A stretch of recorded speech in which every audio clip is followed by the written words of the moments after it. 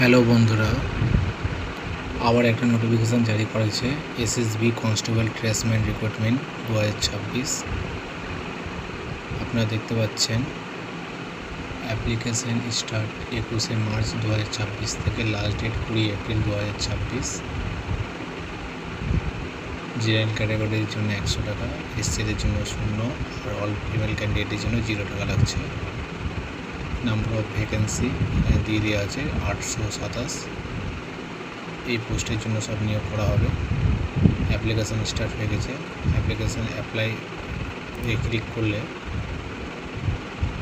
এই পেজটা খুলে যাবে। এখানে আপনারা অ্যাপ্লাই ক্লিক করলে এখানে আপনারা রেজিস্টার, যারা নতুন আছে তারা রেজিস্টার করে ফর্মটা ফিল আপ করবেন। Thank you.